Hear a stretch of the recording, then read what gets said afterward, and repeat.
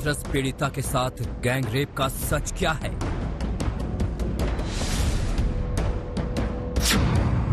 Gang rape पर medical report में अलग अलग दावे। परिवार का आरोप बिटिया के साथ हुआ था गैंग रेप।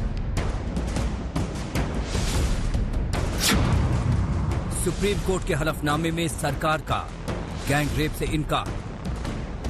उस दिन जिस दिन आपकी चोट लगी है उस दिन रेप हुआ है? अच्छा, दोनों ने किया था, कोई और भी था? वो दोनों थे, पर बाकी सब भाग गए थे। अच्छा, बाकी सब भाग गए थे। जिंदगी और मौत के बीच जूझते हुए हाथरस की निर्भया ने अपने आखिरी बयान में साफ साफ गैंग रेप होने की बात कही थी। पीड़िता ने अपने बयान में आरोपियों का नाम भी लिया था। साथ ही वारदात से पहले भी पीड़िता ने अपने साथ एक बार आरोपियों की तरफ से रेप की कोशिश का जिक्र भी किया था। क्या हुआ? किसने मारा है आपको? हाँ?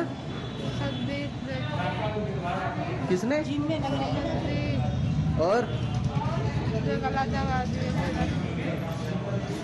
किस बात को लेकर? कोई बात नहीं, अपने बात से ले गए थे।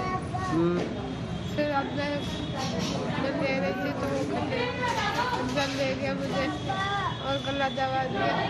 मेरी जबरदस्ती करने की कोशिश मना कर सोच के गला दबा दिया। इसके बावजूद हाथरस पीड़िता के साथ गैंग रेप की गुत्थी को लेकर लगातार सवाल उठ रहे हैं। हालांकि परिवार शुरू से बिटिया के साथ गैंग रेप होने की बात कर रहा है। मैं घबराई हुई थी, मेरी लड़की घबराई हुई थी, तो वो लोग बोले कि यहाँ से जल्दी ले जाओ, तो वहाँ जांच वही जब पता चली। उधर हाथरस की पीड़िता के साथ गैंग रेप पर जो मेडिकल रिपोर्ट सामने आई है उसमें भी अलग अलग दावे किए गए हैं। गैंग रेप को लेकर मेडिकल रिपोर्ट के दावे अलीगढ़ के अस्पताल की ओर से पीड़िता के मेडिको लीगल निरीक्षण में प्राइवेट पार्ट में कंप्लीट पेनिट्रेशन, गला दबाने और मुंह बांधने का जिक्र था। लेकिन अलीगढ़ मुस्लिम विश्वविद्यालय के जवाहरलाल नेहरू मेडिकल कॉलेज ने अपनी फाइनल ओपिनियन में फॉरेंसिक विश्लेषण का हवाला देते हुए इंटरकोर्स की संभावना को खारिज कर दिया। 22 सितंबर की मेडिको लीगल के इस रिपोर्ट ने यूपी पुलिस के उन दावों का खंडन किया कि फॉरेंसिक जांच में रेप के कोई सबूत नहीं मिले। इस रिपोर्ट्स के बीच यूपी के ADG law and order Prashant Kumar ने जोर देकर कहा था कि पीड़िता के साथ रेप की पुष्टि नहीं हुई है। Now today the FSL report from Agra has come, which clearly says that there has been no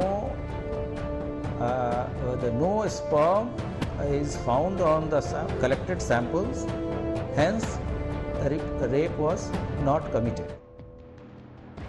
Uttar Pradesh police इस मामले में शुरू से ही गैंग रेप की बात से इनकार कर रही है। मंगलवार को सुप्रीम कोर्ट में दाखिल हलफनामे में भी सरकार ने अदालत को बताया है कि पीड़िता के साथ गैंग रेप नहीं हुआ। अब सवाल यही है कि आखिर पीड़िता के साथ गैंग रेप का सच क्या है? गैंग रेप को लेकर कौन सच बोल रहा है और कौन झूठ? उम्मीद है कि एसआईटी रिपोर्ट सामने आने के बाद गैंग रेप की हकीकत से पर्दा उठ जाएगा। आज तक ब्यूरो।